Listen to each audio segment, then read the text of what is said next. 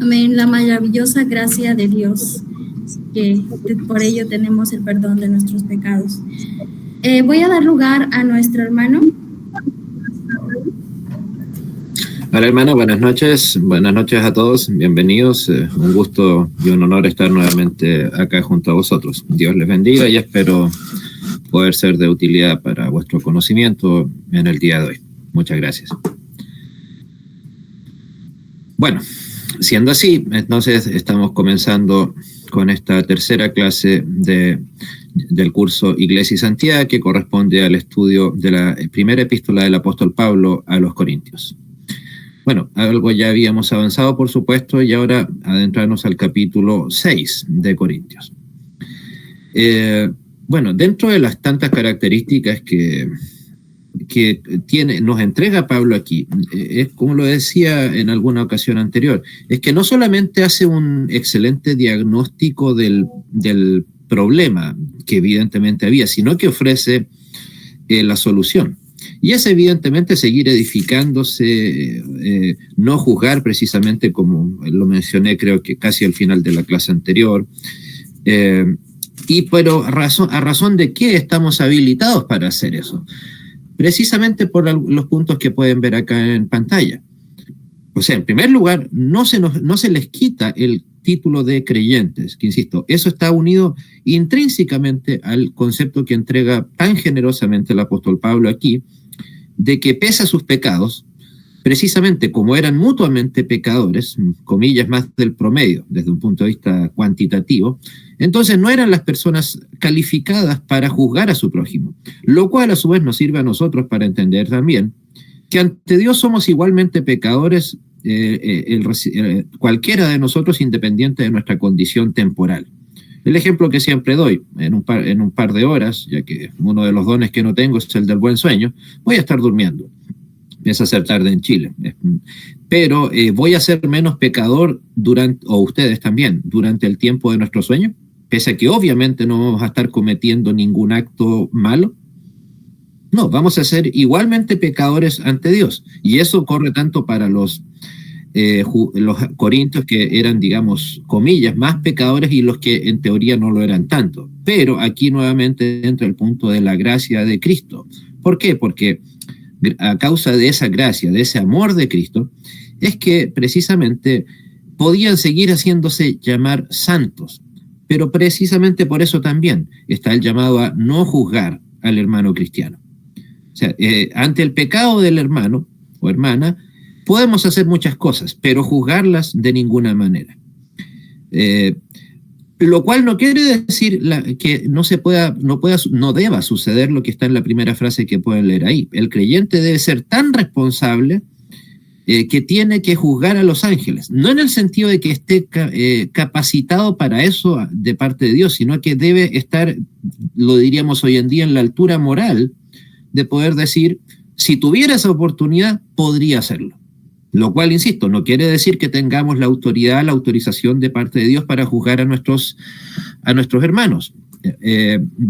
No estamos para eso ante el pecado. Estamos para fortalecer al hermano que ha caído, independiente de las circunstancias, si es que hay, pero por sobre todo, si hay arrepentimiento del pecado, pues bueno, no podemos seguir atacando al hermano por el pecado que haya cometido.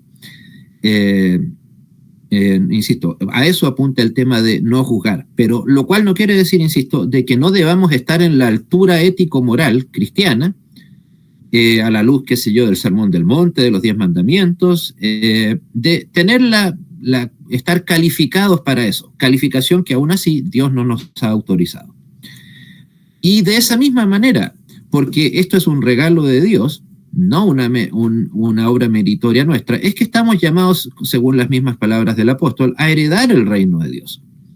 Recuerden, o sea, hasta como lo dice la lógica secular, ¿quiénes están? ¿Es cualquiera el que puede heredar un reino?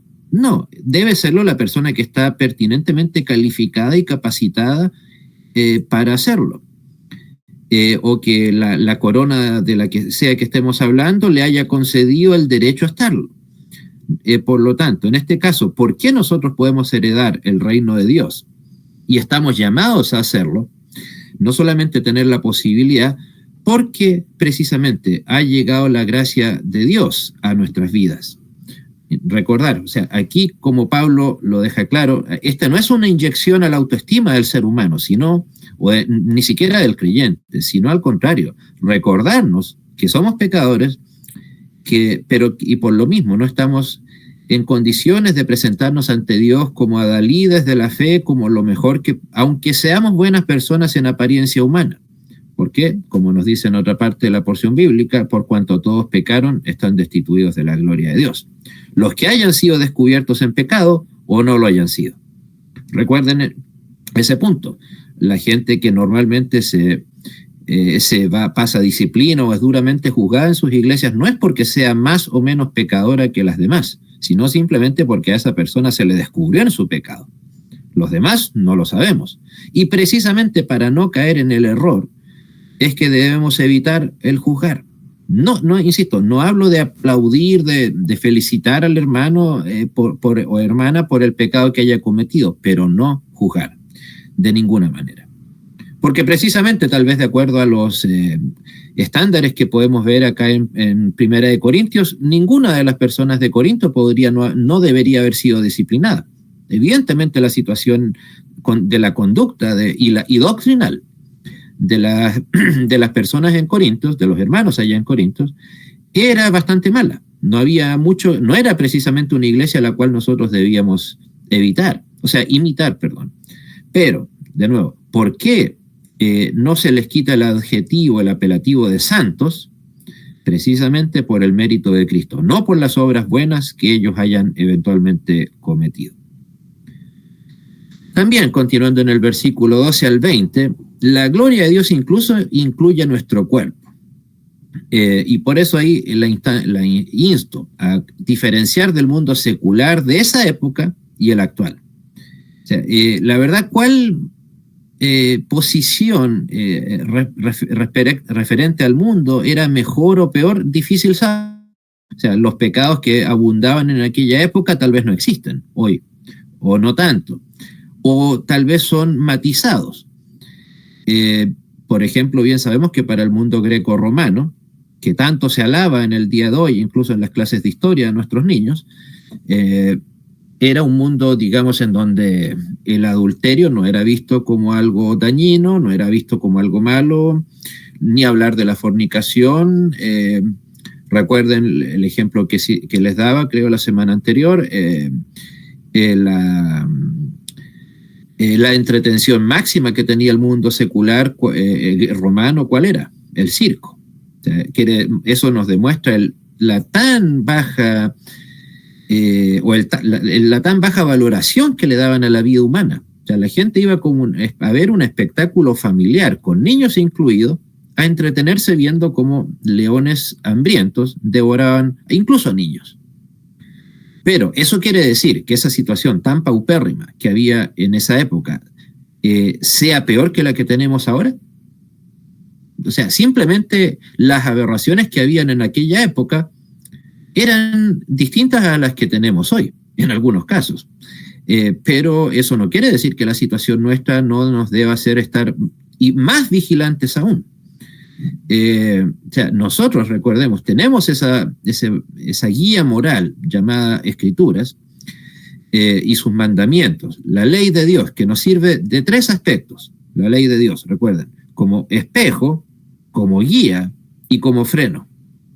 Por favor, no lo olviden. La ley de Dios nos sirve para esos tres efectos. Evidentemente la ley no nos da salvación, como lo hacía en el Antiguo Testamento, pero sí nos entrega y nos sirve como espejo, como guía y como freno. No es necesario entrar en mayores detalles, pero precisamente si le damos ese uso a la ley, precisamente tendríamos una vía moral, una vía ética, ¿por qué no decirlo? A los estándares del mundo actual, perfecta. Sabríamos lo que debe o debería diferenciar al creyente del incrédulo moderno es que nosotros tenemos conciencia de pecado. Sabemos o deberíamos saber cuándo hay pecado, cuándo estamos no haciendo lo que nos dice ese párrafo bíblico, no glorificando a Dios. Sabemos o deberíamos saber qué es lo que agrada a Dios y lo que le glorifica. Mientras que el mundo secular o no lo sabe o le es absolutamente indiferente. Pero nosotros no podemos, como lo decía creo que en la primera clase, argumentar ignorancia, decir cosas que sí podrían eventualmente haber hecho los corintios. Es que no sabíamos, es que no teníamos una Biblia impresa, no teníamos una Biblia acá en la aplicación del celular. Ellos podían argumentar en favor suyo, parcialmente, insisto, parcialmente, la ignorancia. Usted y yo, de ninguna manera. O sea, nosotros tenemos plena libertad, no solo de culto, sino de edificarnos de la manera que estimemos conveniente. O sea, alguien que no sigue los mandamientos de Dios hoy, es simple y sencillamente ¿por qué? Porque no lo quiere. No hay manera en que un creyente hoy pueda decir es que incumplí este mandamiento porque no tenía conocimiento de él. El que lo hace hoy en día es simplemente porque en algún momento cometió un desliz, independiente de las circunstancias, o porque simplemente le fue absolutamente indiferente aquel pecado. Y eso también nos lleva a otro punto referente a esto, que para el mundo secular, a diferencia del mundo creyente, sí hay pecados más grandes y otros no tanto. Por ejemplo, para nosotros, el pensamiento sí es un pecado en sí mismo, si es lo que surge de nuestro pensamiento. Mientras que para el mundo secular, ¿cuál es el gran problema que tiene? Que para ellos solamente el actuar es el delito, o en vocabulario cristiano, el pecado. Pero no, nosotros como creyentes tenemos que ir antes de eso, adelantarnos a eso. ¿Por qué? Para ustedes y nosotros, precisamente, sabemos que el origen del mal actuar es el mal sentimiento, por ende, el pensar. O sea, es cierto, no digo que haya que perseguir a toda persona que no esté de acuerdo a nuestro pensamiento, pero eso no quiere decir que el creyente deba estar atento a cuáles son sus sentimientos, sus emociones, y saber controlarlas según sea el caso. Porque de ahí viene precisamente el pecado tangible, el que se puede ver. O sea, no es que un día, por ejemplo, qué sé yo, Hitler se le ocurrió de la nada mandar a la muerte a millones de judíos, o a Stalin matar de hambre a 7 millones de ucranianos. No, ¿qué había atrás de eso? No solamente un criminal, un asesino. ¿Qué es lo que partió primero? El racismo, la xenofobia. En otras palabras, el odio al prójimo. Si no hubiera estado el odio al prójimo, esos mega crímenes no se habrían llevado a cabo nunca. Pero insisto, esa conciencia de pecado debe tenerle el creyente. No podemos esperar que el mundo secular nos las entregue. Eso lo digo, insisto, incluso como profesor del mundo secular. Si me quedo esperando que mis hijos sean educados, o nosotros, cualquiera que tengamos hijos, nos quedamos esperando que el mundo secular sea el que le diga a nuestros hijos lo que es bueno y lo que es malo, pues bueno, vamos a andar bastante mal. Ahí estaríamos fallando no solamente como padres, sino también como creyentes. Siguiente, por favor. También, hablando de pecados, se critica la práctica de la fornicación, la prostitución, y por lo tanto se fortalece la dignidad de la familia. O sea, obviamente, ¿a quién ataca en primera instancia la fornicación? La fornicación, recordemos, es la vida sexual entre personas que no están casadas. Independiente si es que hay una supuesta justificación para eso, que evidentemente cristianamente no la hay. La prostitución, evidentemente, intercambio de dinero, bienes materiales a cambio de sexo. Pues precisamente, si una persona es dada a la fornicación siendo soltero, que obviamente, insisto, el adulterio es un tipo de fornicación que está reducido solamente a la época de soltería.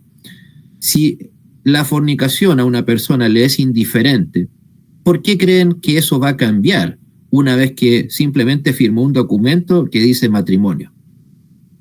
No, el creyente, insisto, debe ir más allá de eso, independiente de que hayan documentos o no, ya sea ante la iglesia o ante el mundo, lo que llamamos acá en Chile el registro civil. No, debemos evitar ese pecado, no por una cuestión de lo que tradicionalmente se nos suele acusar de santurronería, de puritanismo, no, porque no es de provecho ni espiritual, ni emocional, ni personal para nadie. Más allá de la fanfarronería de algunos, no veo en qué puede una persona fornicaria satisfacerle emocionalmente a esa persona. O sea, supongamos que en un momento determinado sacamos la palabra Dios de nuestro pensamiento. Pero piénsenlo secularmente. ¿En qué puede fortalecer la vida personal de un incrédulo la fornicación? Tal vez más allá del placer temporal pasajero que solamente dura un par de minutos, no veo en qué más podría, insisto, a nadie le hace bien ganarse fama de ser una persona, como se diría, mujeriego o dado a los hombres. O sea, incluso daña hasta desde el punto de vista secular la imagen de una persona. Y ni hablar la prostitución, o sea, el respecto de la prostitución como pecado, como falta, no sé la verdad qué es más, ahí se está en este caso pensando en el bienestar tanto de la persona que se prostituye como la de la que paga a esa persona. Finalmente, ¿quién comete una maldad más grande? ¿O quién demuestra más su fracaso en esa área? ¿El que paga o el que vende? La verdad que es una muy buena pregunta, ¿ya? Porque, la persona que vende, que se prostituye, está cometiendo un daño sobre su propio cuerpo, sobre su propia estima, independiente de que haya un dinero de vuelta a cambio de eso. Pero, insisto, no sé qué es peor, pensando en la persona que está pagando, porque en el fondo la persona que está pagando por eso está diciendo que la única manera que tiene de tener una pareja, hombre o mujer, es con dinero. Y me imagino que eso no debe ser una idea muy agradable para ninguna persona que cae en esta aberración. O sea, finalmente, incluso para que lo pensemos desde un punto de vista laico, no hay beneficio alguno, ni para el fornicario, ni para la persona prostituida. Ni hablar, por supuesto, eso no amerita discusión ni mayor análisis para el creyente. O sea, pero el punto es que ambos elementos, si llegan a estar presentes en una persona, ¿por qué simplemente por arte de magia, por aparecer ahora la palabra matrimonio, van a desaparecer de sus vidas? O incluso, seguramente todos nos ha tocado escuchar de alguien que dice que quiere contraer matrimonio para dejar de lado la fornicación. O sea, piensen en lo terrible que es ese pensamiento. O sea, que la única manera de dejar de cometer una aberración como esa es con la excusa del matrimonio. Me imagino que a nadie de nosotros nos gustaría contraer matrimonio con alguien que lo hiciese por esos motivos. Evidentemente, al estar aquí fortaleciéndose, como lo escribí ahí, la dignidad de la familia, con todo lo que eso implica, precisamente al evitar la fornicación y la prostitución se está preparando para una vida familiar sana en cualquier aspecto, y no que esté fundamentada en el evitar el pecado. Porque probablemente ese es un error que hasta creyentes cometen, que precisamente como una manera de no continuar en fornicación, dicen, vayamos al mundo matrimonial. Pero insisto, ese es el motivo que a la luz de la Biblia podemos argumentar para tener una relación de matrimonio. Por supuesto que no. Y eso nos lleva a lo siguiente, a lo que Pablo nos recuerda, que somos templo de Dios después de todo. O sea, literal y metafóricamente, con la prostitución, con la fornicación, con el adulterio, con una insana vida familiar, estamos dañándonos literal y metafóricamente nuestro cuerpo, ya sea en lo emocional o en lo físico. O sea, insisto, nunca cuando se critica mucho a creyentes que afirman en público que prefieren guardar su vida sexual hasta el matrimonio, suelen ser objeto de burla. pero nunca he sabido de alguien que haya tenido que dejar de estudiar para ponerse a trabajar por tener que prepararse para criar a un niño. Entonces, hasta ahí ahí resulta que la burla no terminó siendo tan efectiva. O sea, la ridícula virginidad para el mundo secular, ahí se demuestra que no es tan ridícula después de todo. Pero la diferencia es que aquí no estamos, el apóstol Pablo no solamente argumenta desde un punto de vista ético, moral, sino también cristiano. O sea, está pensando nuevamente en el bienestar espiritual, emocional y obviamente físico de la persona para que se guarde así como templo. Todo el mundo, o no todo el mundo, pero abrumadoramente la gente siempre asocia esta frase que somos templo de Dios con el tema, qué sé yo, comer bien, no, qué sé yo, no fumar, no beber alcohol, cosas que por supuesto hay que hacer, digamos, comer bien, no ser alcohólico, no ser adicto. Pero por supuesto, el cuerpo también incluye nuestras emociones, también incluye nuestro bienestar emocional. Y entonces, debemos, por lo tanto, a la luz de esa frase, evitar cualquier cosa que dañe nuestro bienestar en general. No solamente, insisto, comer un exquisito McDonald's, más allá de lo insano que sabemos que es alimenticiamente hablando. Si no reducimos una cosa gigantesca como nuestro bienestar general a simplemente tener una buena alimentación. ¿De eso creen que nos está hablando el apóstol Pablo acá? No, el apóstol Pablo, así como Dios mismo en su palabra, no solamente le importa nuestro bienestar físico, sino en todo aspecto, y eso incluye nuestro bienestar espiritual. ¿Por qué? Valga la redundancia, porque somos templo de Dios. Y piensen en la maravillosa analogía que utiliza en favor de nosotros el apóstol Pablo. Habla del templo, haciendo una alusión a qué cosa, a los templos cristianos que conocemos hoy. No, está haciendo alusión a ¿cuál templo? A uno en particular. Al de Jerusalén. El de Salomón. Al de Salomón, al templo, al lugar sagrado, con el lugar santo y el lugar santísimo. O sea, lo más sagrado de lo sagrado para el mundo judío. Y nos está diciendo que nosotros tenemos la capacidad, siendo creyentes, de poder estar a la misma altura que el lugar santo y el lugar santísimo. Por lo tanto, el llamado es, tanto del apóstol Pablo como de un servidor, actuar en consecuencia. Insisto, piensen en la maravillosa analogía, con esa maravillosa comparación que hace entre el creyente y la vida y su vida cotidiana. O sea, de que tenemos la capacidad de ser templo. ¿Por qué? Porque nosotros habita Dios mismo. Así como habitaba solamente en el lugar santísimo, hasta que se rompió el velo el día de la crucifixión, ahora habita en nosotros. ¿Por qué? Porque ahora somos nosotros, creyentes, somos ese lugar santísimo. Por lo tanto, eso nos lleva a la siguiente conclusión que pueden ver ahí. Lo central en la vida es la gloria de Dios. Es cierto, eso a veces se da un poco para polémica. Algunos dicen que eso solamente es un emblema del calvinismo, pero no siendo calvinista, eso debe ser un emblema de la vida de cualquier creyente. Glorificar a Dios. Debe estar incluso antes que nuestro anhelo por la salvación, porque Dios está antes de nuestra salvación. Y nosotros hemos de actuar, como lo digo, en consecuencia, en vista de que somos salvos. ¿Qué más natural debiese ser sino glorificar a Dios en nuestra vida? No solamente, insisto, de cantar unas bellas alabanzas en el culto del domingo. No, glorificamos a Dios con nuestra vida de lunes a domingo. Eso es tal cual lo que está esperando el apóstol Pablo de nosotros. Siguiente, por favor. Aquí habla también en el capítulo 7 de no tocar a una mujer.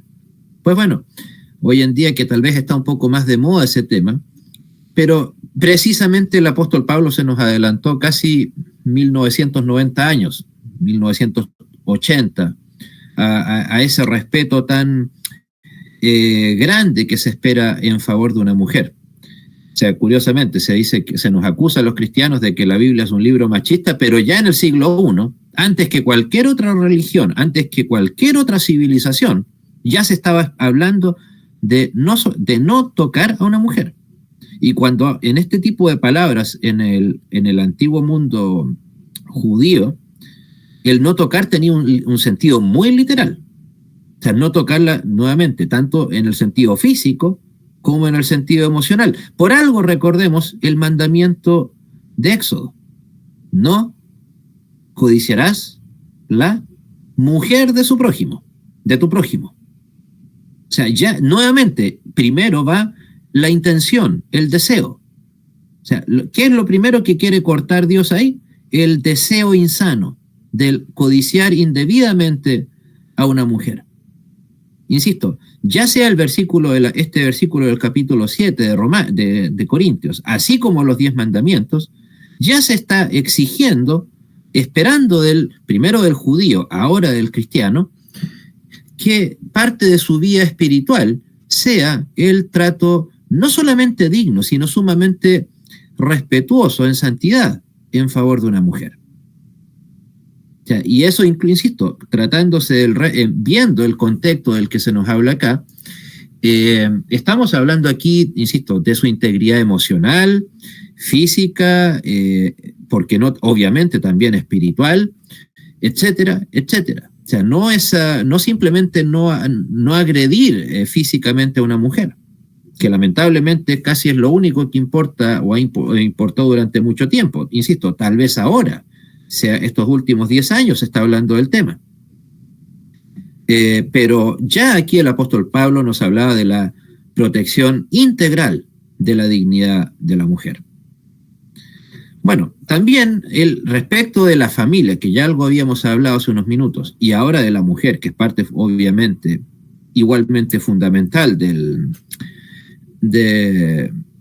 la familia, el deber en la familia es mutuo, incluso en la potestad.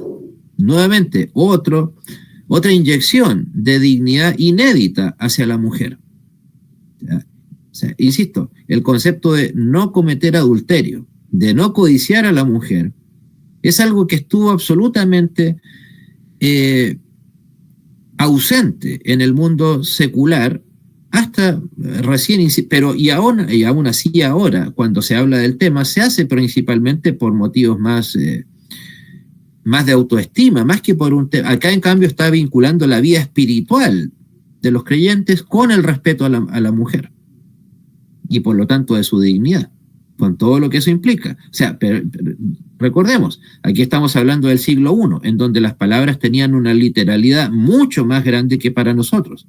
O sea, acá cuando se habla de dignidad hacia la mujer o de que tiene potestad, quiere decir que está al mismo nivel que el hombre en la familia, con otras o con diferentes funciones.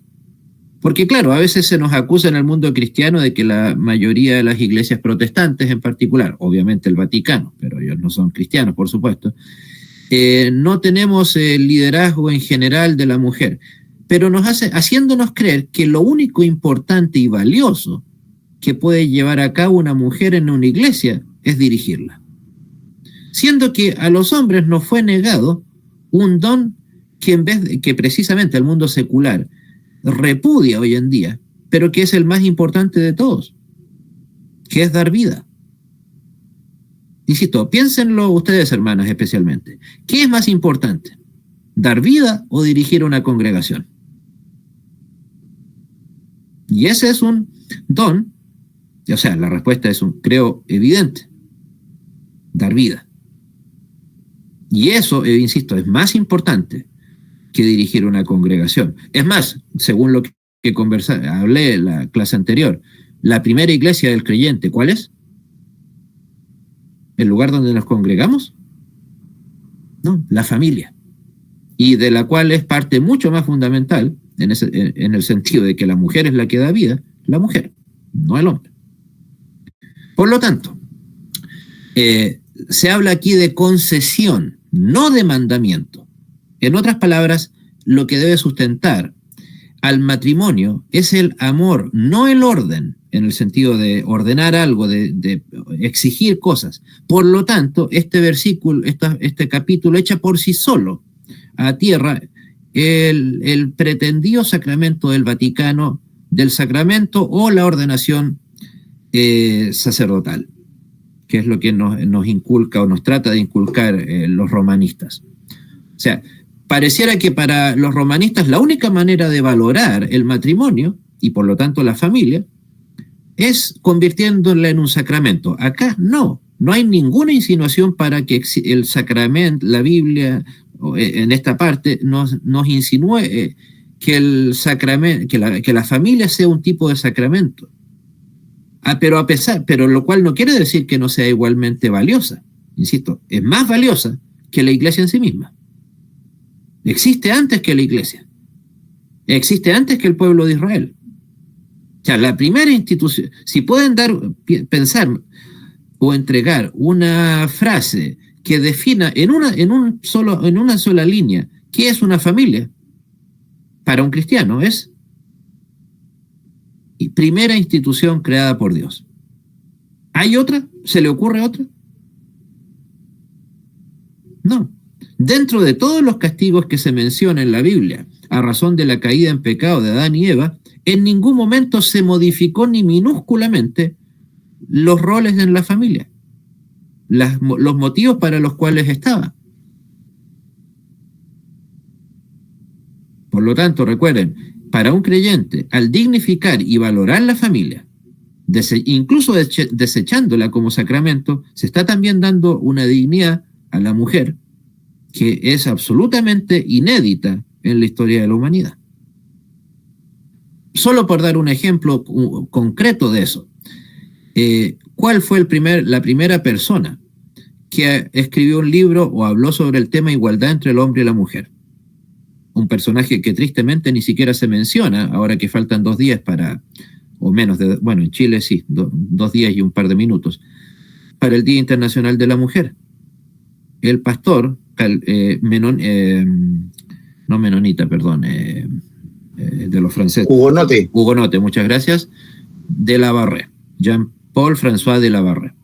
Escribió el libro La igualdad entre el hombre y la mujer, y es un libro que está basado en los preceptos cristianos de este pastor hugonote. Ignoro por qué, pero cuando se habla de él siempre se hablan de un aspirante a sacerdote. Lo fue, pero él, llegado a la Reforma a Francia, él se convirtió al protestantismo. Hugonote, recuerden, los hugonotes eran los aniquilados lamentablemente calvinistas en Francia. Por lo tanto, imagínense, a tal nivel que la importancia de la mujer en la familia, que se habla de que no hay que abandonar a la esposa no creyente. ¿Para qué? Porque puede ser eventualmente un motivo para la conversión de ella. Nuevamente, o sea, se está, a diferencia de lo que tal vez se cree hoy en día, fortaleciendo a la familia en cualquier expresión que ella tenga. No solamente la familia cristiana. Ok, evidentemente a todos nosotros nos gustaría que cualquier familia fuese cristiana, por supuesto. Pero no quiere decir eso que nosotros vayamos a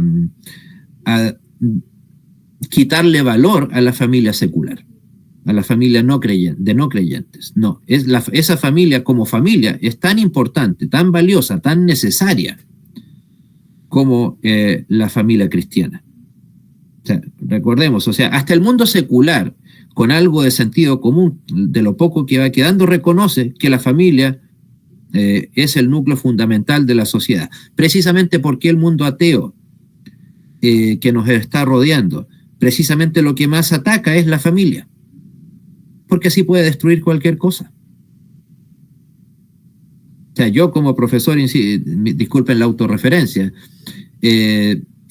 del profesor, digamos, de aula, en una primaria y en una secundaria acá en Chile, si hay algo que siempre me voy a negar es al hecho de que yo estoy para formar a mis alumnos. Porque si fuera así, entonces tendría que encargarme de que todos mis alumnos terminaran siendo luteranos confesionales, de la misma ideología política que yo, de mi mismo pensamiento socioeconómico, etcétera, etcétera. ¿Ustedes envían a sus familias, a sus hijos, a eso a la escuela? ¿A que les enseñen a qué iglesia deben ir? ¿Qué pensamiento deben tener? Me imagino que no. Por lo tanto, precisamente como familias cristianas no podemos de ninguna manera renunciar a nuestra labor inefable de ser los sustentadores de todas nuestras familias. Insisto, ya sea como esposos, como esposas y respecto de nuestros hijos, que son nuestra primera responsabilidad. Insisto, ni siquiera delegar esa función a la Iglesia. La Iglesia no es infalible, recordemos. El Vaticano tal vez creerá eso, pero evidentemente no lo es. ¿Alguna pregunta o comentario, hermanos?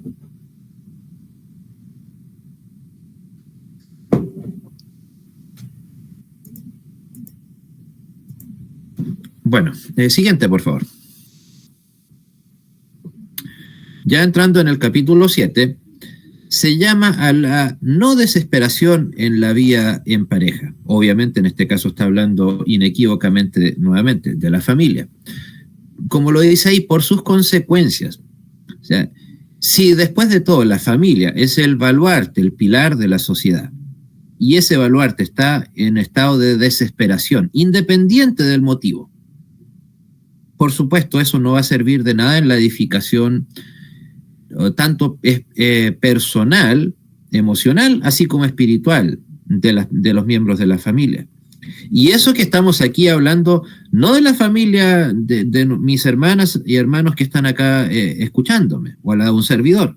Estamos hablando de familias cristianas en el siglo I, que estaban siendo, ¿cómo estaban? ¿Disfrutaban de libertad de culto como ustedes y un servidor? No. ¿Qué pasaba con esta gente? En una primera instancia, seguramente ellos vivían su fe de manera silenciosa y escondida. No tenían la bendición que tenemos nosotros de, con algunas privaciones, evidentemente, dependiendo del país, de expresar libremente nuestra fe. Ellos no. Por lo tanto, a pesar de eso, a pesar de que estaban siendo perseguidos, les llama a que como familia y por lo tanto como iglesia, no desesperen.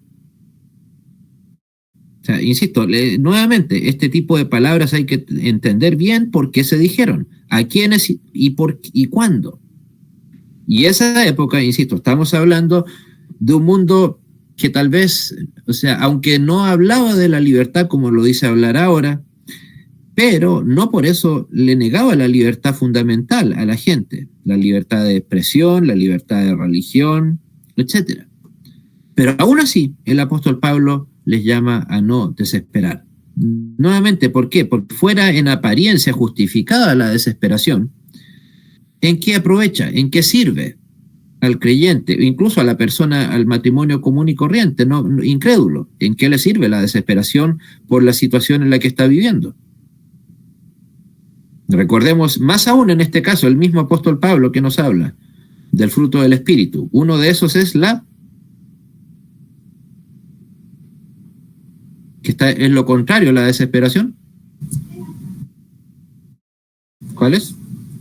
La paz. Paciencia.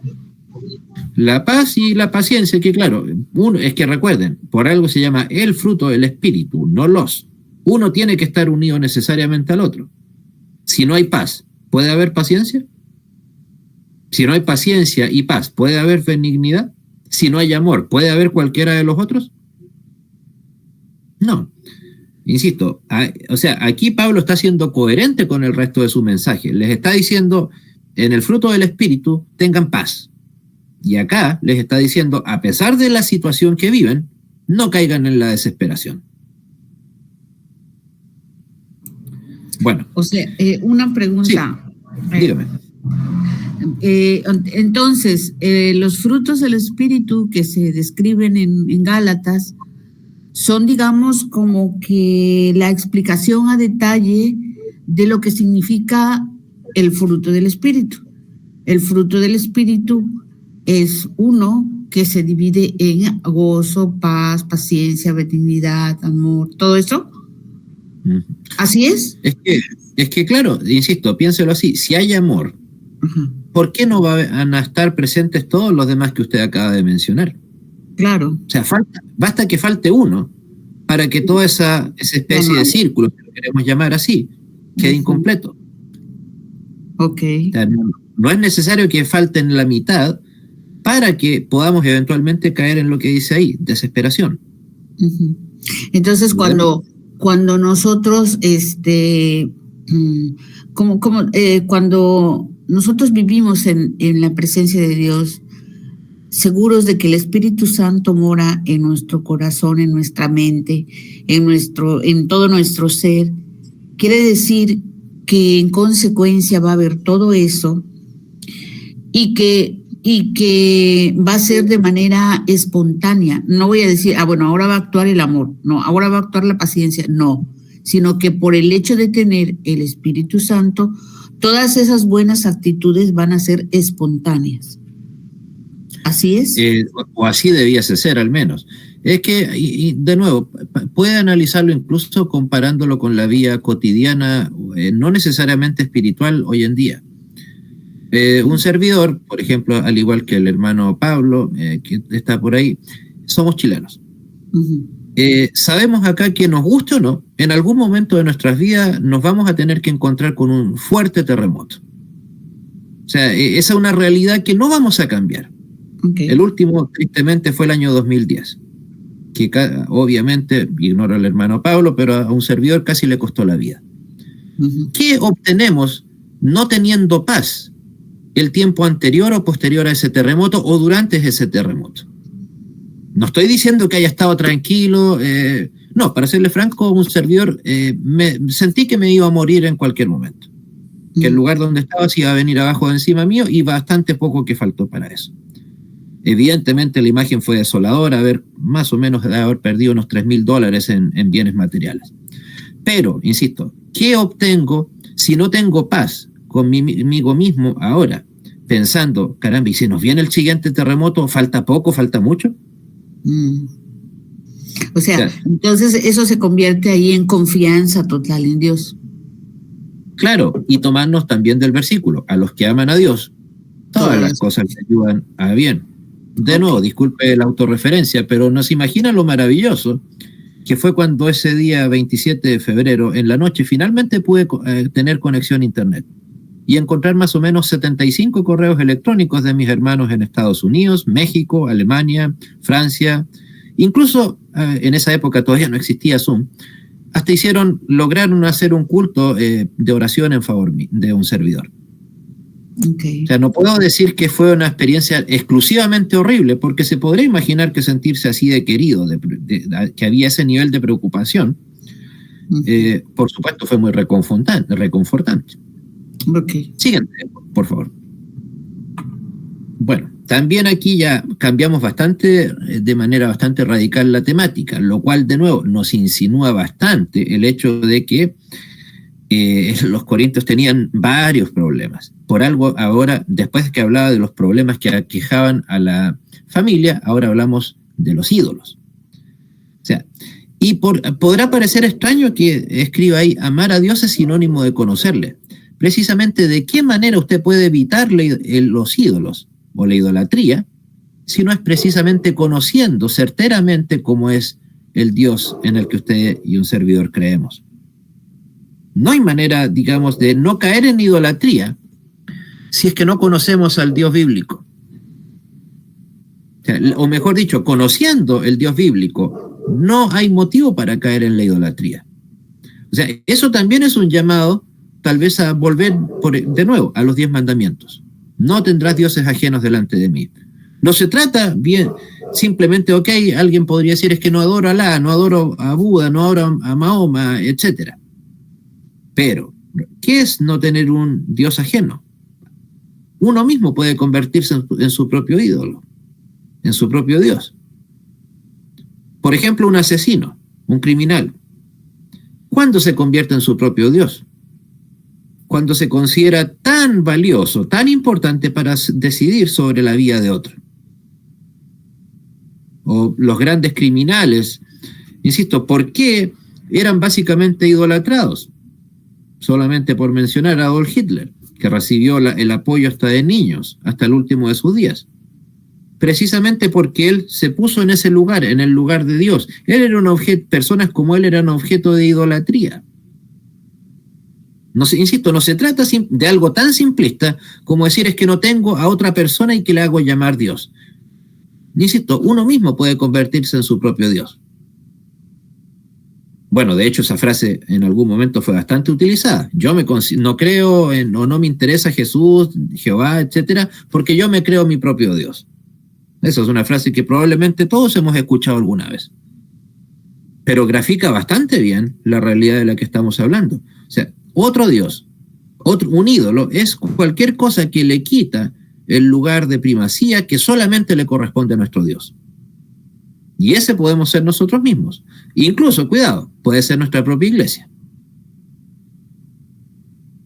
Bueno, y también habla de un solo Dios. Esa palabra no creo que esté evidentemente de casualidad. ¿Por qué? Porque evidentemente era muy complicado en esa época mantener la pureza doctrinal, y en el versículo 6, como lo dice del capítulo 8, nosotros, sin embargo, no tenemos más de un Dios, el Padre del cual son todas las cosas y nosotros en él, y un Señor Jesucristo, por el cual son todas las cosas y nosotros para él. O sea, está ratificando ¿cuál doctrina? Precisamente la que está escrita ahí, en ese versículo, la deidad de Cristo, por ende la Trinidad. Está reconociéndole a Dios Padre las mismas cualidades que a Dios Hijo. O sea, ¿quiere decir esto de nuevo? Que probablemente ese mensaje o esa doctrina herética de negar la doctrina de la deidad de Cristo ya estaba metida o intentando meterse en la iglesia de Corinto. O sea, no pensemos que estas herejías, de nuevo, son modernas, un invento actual. No, de ninguna manera. Y habla del sacrificio de los ídolos, que por supuesto era algo que, o sea, ya de por sí, en aquella época, ir y presentar el cordero expiatorio en algún templo, en alguna sinagoga judía, ya de por sí era un acto de idolatría. Porque ya no era necesario. Para eso, ese sacrificio expiatorio lo llevó a cabo Cristo, de manera perfecta y eterna. Consumado es. La pregunta que nos queda: ¿existen esos sacrificios a los ídolos hoy? De nuevo, no limitemos el sacrificio al hecho de ir con un cordero a algún lado, degollarlo, desparramar su sangre, algo, insisto, eso es demasiado básico. No, cualquier cosa a la que le dediquemos más veneración, más amor que a Dios mismo, es precisamente una suerte de sacrificio a un ídolo. Algunos lo pueden tomar como decimos en Chile, a la chacota, a la broma, pero perfectamente la gente que pone en riesgo sus vidas por un equipo de fútbol, por un cantante, etcétera, por un líder político, está sacrificando su vida a un ídolo. Si no, probablemente ninguno de nosotros habíamos nacido en el año 1950, cuando el famoso partido en donde Uruguay le ganó a Brasil, el Maracanazo. Hubo suicidios colectivos en Brasil, cuando perdió Brasil. Las tropas brasileñas tuvieron que salir a las famosas favelas, a las calles, a evitar que la gente se suicidara. ¿Acaso esas personas, entre las cuales probablemente habían cristianos, tristemente, acaso no estaban entregando sus propias vidas como un sacrificio a un ídolo llamado verde amarela? Bueno, en esa época ni siquiera era verde, perdón. Creo que era celeste. ¿No era un tipo de sacrificio a un ídolo llamado equipo de fútbol? Evidentemente que lo era. Y eso nos lleva también al hecho que está ahí mencionado. ¿Tenemos libertad? Sí, ¿pero de qué? ¿Libertad ante Dios? De ninguna manera. Por algo acá, independiente de que un servidor no es calvinista como los responsables de este seminario, pero en eso coincidimos plenamente. No tenemos libertad ante Dios. Tenemos libertad que nos ha dado Dios, pero es una libertad delegada. No hay un libre albedrío, no hay una posibilidad de decidir creo que ya lo mencioné, he decidido seguir a Cristo. ¿Se imaginan a Cristo llamando a Lázaro y diciéndole, Lázaro, ven y levántate y anda porque te doy la posibilidad de decidir si es que quieres resucitar o no? No. Basta hay un meme sobre eso. Entonces, es cierto, tenemos libertad, pero en Cristo, delegada por Cristo. No es una libertad que nosotros podamos obtener. Libertad del yugo del pecado. Ya no estamos, ahora estamos libres de tener que entregar el sacrificio expiatorio una vez al año, un sacrificio que incluso podía ser imperfecto y por lo tanto no válido. ¿Por qué? Porque Cristo nos dio la libertad en el momento en que se concretó su sacrificio. Insisto, aquella famosa frase, pero tan poco estudiada, consumado es. Siguiente, hermana, por favor. Hoy llegamos hasta acá, no lo recuerdo.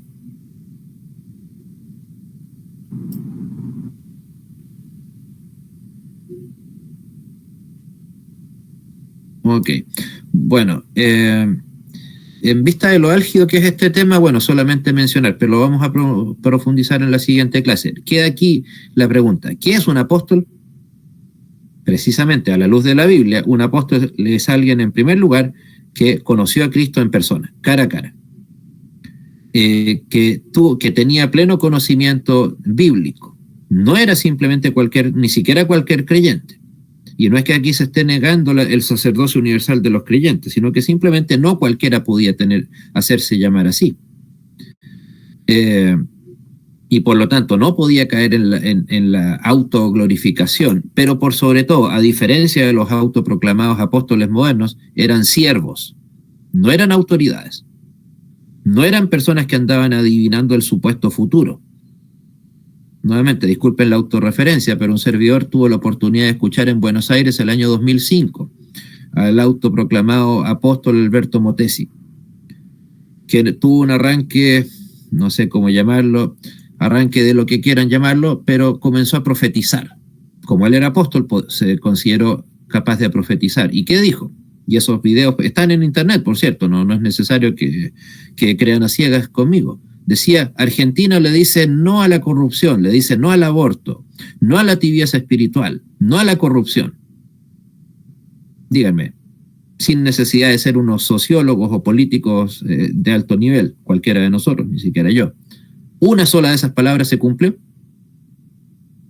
Creo que 3 años después ya estaban, ¿cuánto fue? El año 2019 fue que se aprobó el aborto en toda causal. Siempre se ha tenido a Argentina como un triste ejemplo de corrupción. O sea, ninguna de esas profecías que nos entregó... y la frase típica, perdón, toda Argentina será para Cristo. Díganme, ¿hay algo en la Biblia que nos haga creer que eso pueda suceder? ¿O todo Chile será para Cristo? ¿Todo México será para Cristo? No, ¿qué nos dijo Jesús? ¿En el mundo tendréis? No nos dijo tendrán países completos para...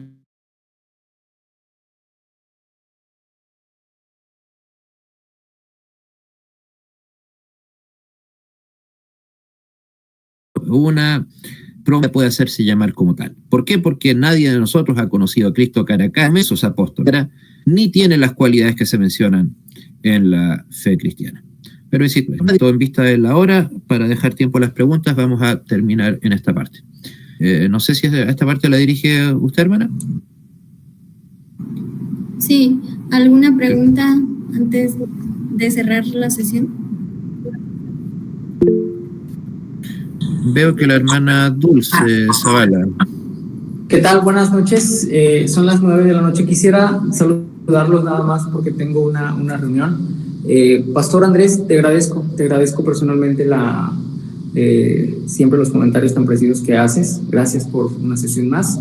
Yo los dejo por los comentarios, preguntas que tengan de la sesión, pero les quisiera presentar, estoy en la capilla del seminario. El seminario crece en esta pequeña, modesta capilla. Aquí nuestros estudiantes pues celebran cultos, ¿verdad? Y devocionales. Si alguien es de la zona de Tampico, Madero, Altamira, puede venir incluso a escuchar la palabra de Dios que predicamos a nuestros estudiantes los días miércoles, como hoy a las 12 del día. Bueno, solamente para presentarles. y agradecer personalmente, Pastor Andrés, gracias. Buenas noches, hermano. Gracias. Entonces, ¿la hermana nos iba a comentar? Dulce Zavala dice... No me quedó claro el punto inicial del capítulo 6. ¿El creyente debe ser responsable que tiene que juzgar a los ángeles? No, a ver, tal vez me voy a explicar mal, por cierto. Me refería ahí al hecho de que deberíamos estar en tal nivel de buena conducta, de buen testimonio, que pudiésemos hacerlo, no que estemos para hacerlo. O sea, que está llamándonos aquí el apóstol Pablo a que tengamos esa calidad de conducta, de buen testimonio, que estuviéramos en calidad o capacidad de poder juzgar a los ángeles eventualmente.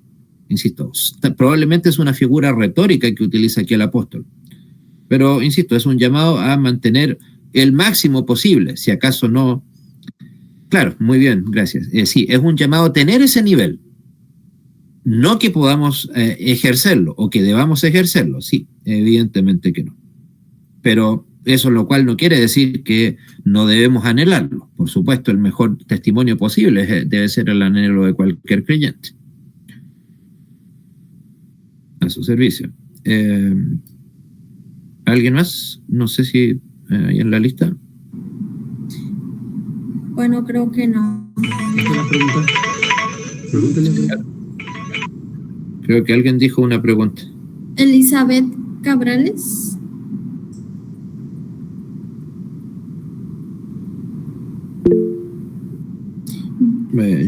John Clark pidió la mano, o sea, pidió la palabra. Adelante, hermano. O solo quería comentar. ¿Hay algún sinónimo para la palabra juzgar? Es que yo simplemente en este caso evitaría totalmente mencionar esa palabra.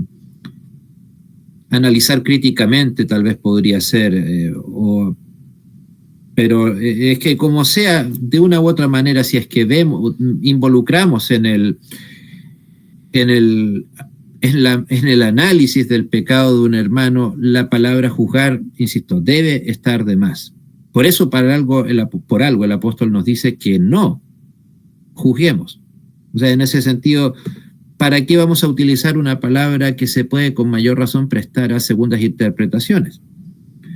Pero insisto, analizar pero como lo decía, en amor, el pecado de la persona, del hermano que ha caído en pecado. Pero esa frase, más que preocuparnos de la palabra juzgar, debemos preocuparnos de la actitud. ¿De cuál es esa? Esa actitud en amor.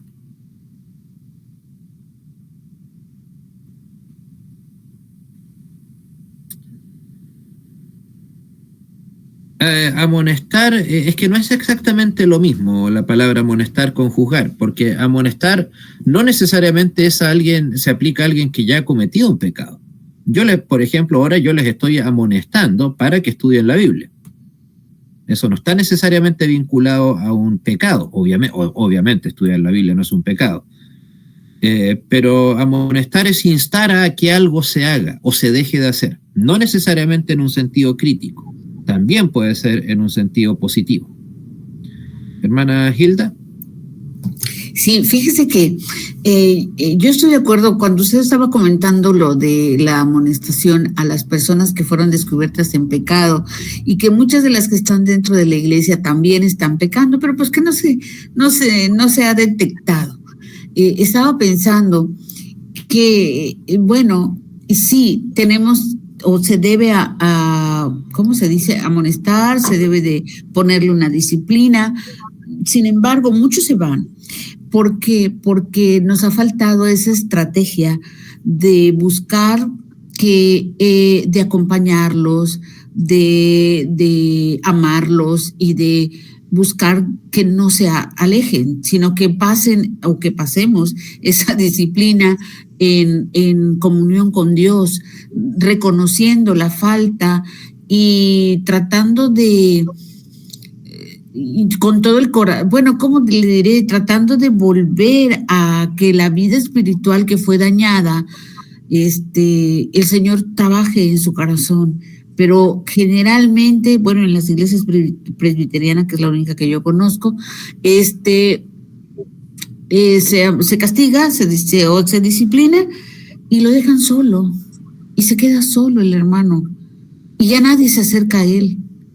Entonces yo creo que esa es como una necesidad dentro de nosotros para no abandonarlo. Es que ahí precisamente se cayó en lo que estamos instando precisamente a evitar, que es juzgar. Porque bien, la gente que se acerca de aleja de esta persona es porque se considera demasiado buena como para estar con un pecador tan malvado como el que están criticando. En otras palabras, los que están cayendo en el pecado son ellos, los que están juzgando. Porque en el fondo esa actitud lo que está demostrando es una actitud de juicio, no una amonestación fraternal, que tal vez eso debería ser, no tal vez, así debería ser la amonestación en la congregación, una amonestación de tipo fraternal. Ok, sí, así es. Y toda situación que no encuadra en la ¿qué será? La moral o lo que debemos hacer, enseguida hay como un aislamiento. Personalmente yo estoy separada de mi esposo, y sí, automáticamente hubo así como que un espacio alrededor de mí donde ya no he encontrado. Bueno, sí han habido hermanas, miento, sí, 2 hermanas sí se quedaron conmigo y la verdad que ahí es donde yo dije, Dios mío, gracias porque me has proveído este afecto, este cariño, y pero sí lo he vivido en carne propia, el hecho de el juicio, ¿no? Por algo se fue tu marido, ¿no? O por entonces, bueno, sí es cierto. Bueno, debemos trabajar en nosotros mismos y no juzgar a los demás, porque entonces voy a caer en lo que usted está diciendo, estoy juzgando a mis hermanos de congregación, ¿no? Ok, ya como que lo entiendo. Gracias. Orbelín Díaz tiene levantada la mano. Sí, buenas noches, pastor. Nada más, como un comentario, habría que hacer la diferencia cuando se refiere a... Y sí podemos juzgar la pregunta, ¿no? Depende de qué posición tenga, ¿no? ¿En qué sentido lo digo? Porque cuando un miembro hace un juicio sobre alguien, pues probablemente sí, ¿no? Porque pueda haber que se sienta más limpio, más puro, etcétera, ¿no? Porque quizá lo esté haciendo incluso con dolo o algo por el estilo, ¿no? No con el sentido de querer ayudar a esa persona. Y suele mucho pasar en nuestras iglesias. Ahora, el otro contraste es, no sé si se refieran a eso las preguntas, cuando hay un cuerpo eclesiástico que fue nombrado por la iglesia, que como iglesia presbiteriana somos una iglesia representativa, quienes nos representan son nuestros ancianos en el cuerpo consistorial, y que ellos sí tienen otra función, porque así ha sido establecida dentro de la iglesia, de amonestar o de juzgar ciertos casos, pero no en un sentido de dañar a esa persona, sino por el deber de la función eclesiástica que tienen en este caso los ancianos de iglesia. No confundir con lo que puede hacer un miembro en cuestión de, porque depende, ¿no?, de cómo se haga el sentido de que, mira, ese cayó en pecado, es un pecador y está muy mal, etc. No. Por eso entonces podríamos decir, bueno, ¿quién es más pecador? ¿En qué sentido? Y tendríamos que decir, no, júzguese a uno mismo, no antes de decir algo, ¿no? En ese sentido. Entonces, creo que como cristianos nuestra función principal es, antes de juzgar, estoy hablando desde un miembro de iglesia como común, ¿no? Es orar siempre por nuestros hermanos como una comunidad de fe, porque todos estamos en esa misma línea y podemos tener algún fracaso, alguna debilidad. Y creo que nadie quiere primero tener un desprecio del mismo hermano de la fe, sino al contrario. Por eso siempre somos instados a orar y doblar nuestras rodillas por aquel que está pasando una situación de debilidad antes de dar un juicio, ¿no? Sobre todo verbal o que se escuche, ¿no? En todo, porque así pasa. Incluso, como decía usted en algún momento de la predicación, que utilizamos la predicación como para hacer ver que alguien está mal, menos el que está predicando, ¿no?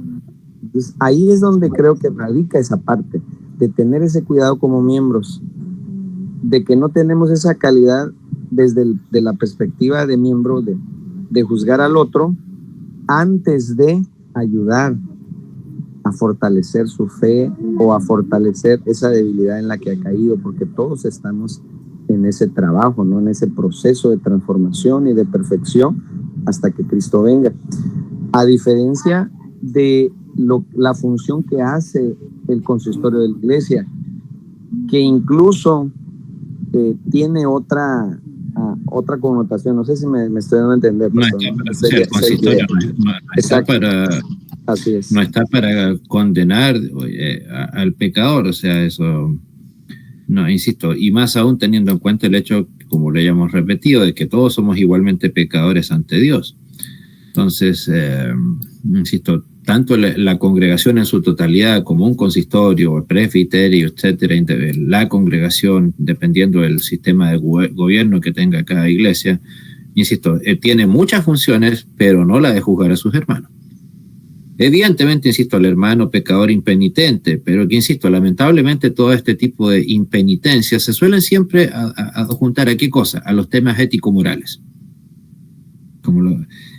Pero, insisto, lamentablemente no tengo noticia de iglesias en donde son así de farisaicas, digámoslo, para poner bajo disciplina a los hermanos por algún pecado ético-moral, que sean igualmente duros en castigar la herejía. Al contrario, parecía, ok, ya es que lo dijo el hermano con tantos años de antigüedad en la iglesia, ok, ya habrá que entenderlo. No, la herejía debe ser... Es más, creo que si se trata del bienestar de la iglesia, hay que ser mucho más duros con la herejía que por un pecado, comillas, pecado que se lleva a cabo en un momento determinado. ¿Por qué? Porque la herejía puede contaminar a la iglesia entera, como de hecho, lamentablemente, el ejemplo, o sea, la historia nos cuenta que ha sido así. No así el pecado puntual de una persona. O sea, insisto, ¿qué pecado puede ser más grave? Sin duda, no me cabe la menor duda de que el pecado de tener alguna herejía. Y la que está cometiendo, avalando, quiéralo o no, la congregación, al no poner bajo disciplina, condenar, etcétera, use la palabra que prefiera, al hereje, ahí la iglesia está fallando. Y lamentablemente, insisto, creo que ese es el caso de la abrumadora mayoría de las iglesias. Insisto, por ahí siempre vamos a encontrar gente que cree en doctrinas diametralmente opuestas al de la congregación, etcétera. Pero, insisto, no veo ese mismo nivel de dureza que sí se puede ver con temas ético-morales. Y eso, insisto, me parece no malo, me parece un gravísimo error. Eso es la prueba. Sí. Muchas gracias. Hermana, le cedo la palabra para cerrar.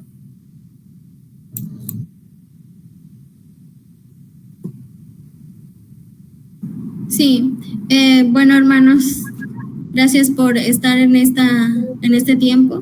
Les invitamos, muchas gracias, pastor, por su tiempo. Ya en Chile ya es demasiado tarde. Y bueno, hermanos, espero que descansen y que Dios les bendiga. Les esperamos el día viernes. Bueno, hermano, Dios le bendiga. Nos vemos. Espero haber sido algo de colaboración con ustedes. Y bueno, cualquier duda me pueden escribir libremente. Dios les bendiga. Gracias, profe.